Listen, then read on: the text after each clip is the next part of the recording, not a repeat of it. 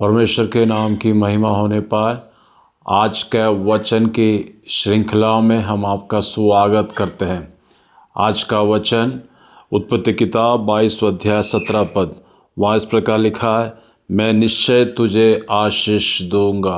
Praise the Lord. मेरा नाम pastor ब्लसन baby, मैं उज्जैन से आपके मध्य में आता हूँ। पिछले दिनों में परमेश्वर का अनुग्रह, परमेश्वर का दया, परमेश्वर की आशीष इस साल के अंतिम समय तक हमारे साथ बना रहा। इसके लिए मैं परमेश्वर को मैं धन्यवाद करता हूँ। और अब्राहम के जीवन में देखते हैं किस प्रकार अब्राहम को परमेश्वर ने बुलाया और उसको परमेश्वर ने सारे जातियों का पिता करके ठहराया। और जब उसके परमेश्वर ने उससे जो वायदा किया, उस वायदे के पर विश्वास योग्य रहा। मनुष्य की दृष्टि में बहुत मुश्किल था, संसार की दृष्टि में मुश्किल था कि इस बुजुर्ग अवस्था में उसके बालन उत्पन्न होगा कर परमेश्वर का वायदा था। यदि परमेश्वर ने किसी से कुछ भी वायदा किया है तो वो वायदा पूरा होकर रहता है। और उस अंतिम दिनों के अंदर परमेश्वर ने उसको पुत्र भी दिया, उसको आशीष दिया। मानसिक दृष्टि से एक बड़ी मुश्किल की बात थी, साइंटिफिक विद्या से मुश्किल की बात थी। इतने उम्र होने के बाद भी एक बच्चा उत्पन्न होना बड़ा मुश्किल था, बल्कि परमेश्वर ने किसी से कुछ वायदा किया तो वायदा पूरा होकर रहता है। और उससे कहा, मैं तुझे आशीष दूंगा। उस प्रकार अब्राहम को आशीष देने के बावजूद भी उसके सामने परीक्षा की घड़ी आई।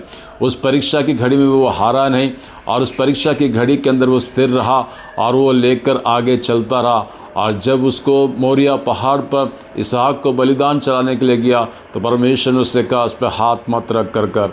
और उस प्रकार उस बच्चे को वापस परमेश्वर ने लौटा के दिया।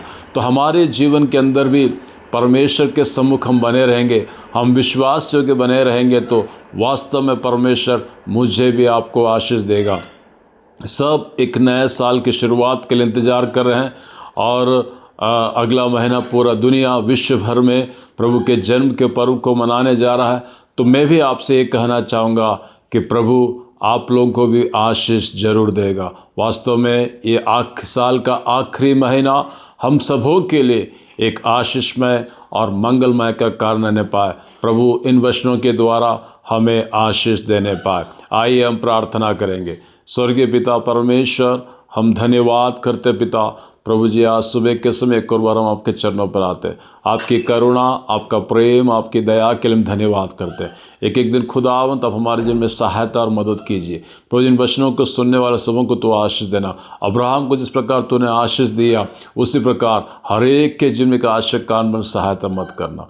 यीशु के नाम से मांगते हैं, आमीन।